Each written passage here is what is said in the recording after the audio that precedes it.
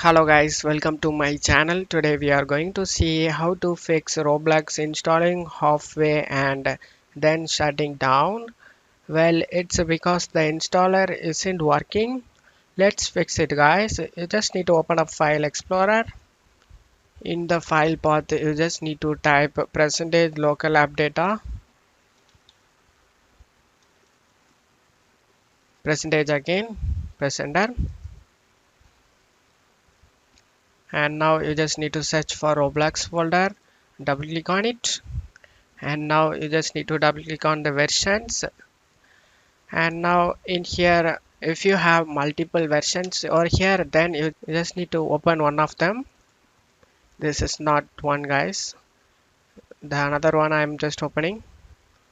There will be a Roblox player launcher will be there. So Roblox installer isn't working for some reason. You just need to open up a Roblox player launcher now wait for it. Roblox is successfully installed, and that just fixed guys. That's all you have to do it guys. Now you just need to click on the play game option and you can play it guys. That's all you have to do it guys. That's it for today's video guys. Give me a like and subscribe. Thank you.